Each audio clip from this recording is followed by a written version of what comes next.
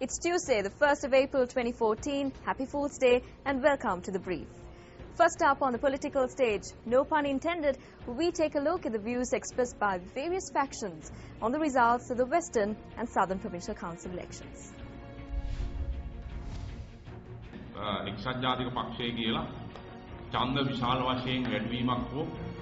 United National Party has not seen a large increase in the number of votes or a major victory. But the minor parties, that is the Janatha Vimukti Peramuna and Sarath Fonseca's party, have won more seats than they had. During elections that do not change the government of the country, it is normal for minor parties to make such gains. In an election that changes governments like the parliamentary election or a presidential election, the people cast their vote for the main parties. We completely reject the analysis that was made by opposition parties at media briefings convened after the results were announced. We must note that it is very clear that the alliance government, the government of His Excellency the President, has won a major victory. I have a responsibility to rebuild the Colonnav electorate.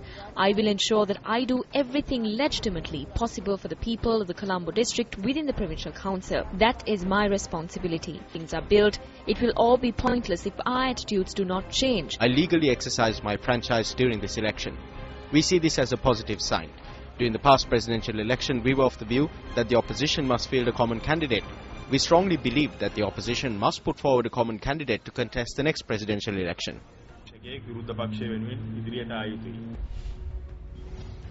The case pertaining to the murder of British national Khurram Sheikh and rape of Victoria Alexandrovna was taken up in the Colombo High Court. The manager of the hotel where the incident took place testified in court.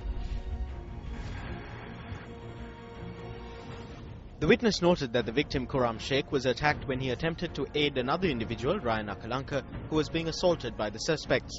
The witness also testified, however, that the chief suspect, the chairman of the Kangal Pradeshia Sabha, did not attack Victoria Alexandrovna.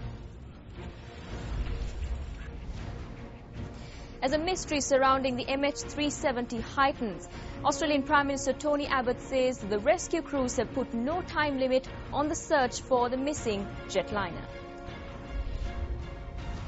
I'm certainly not putting a time limit on it. I think, as I said, we owe it to the families, we owe it to everyone who travels by air, we owe it to the governments of the countries who had citizens on that aircraft, we owe it to the wider world, which has been transfixed by this mystery for 3 weeks now. 10 aircrafts and 10 ships are searching the sea southwest of Perth for debris from the airliner. The Beijing-bound plane disappeared on the 8th of March with 239 people on board. Sri Lanka came from behind to secure passage to the semi-finals of the ICC World 2020 by defeating the Black Caps by 15-9 runs. New Zealand won the toss and elected to field first and seemed in control, dismissing Sri Lanka for 119. However, a stellar performance by the Lankan bowlers had the Black Caps reeling, with Rangana Herath the pick of the bowlers with figures of 5 for 3. Today's match between the West Indies and Pakistan will decide the final semi-finalist of the ICC World T20. Before we leave you, a quick look at the forex rates.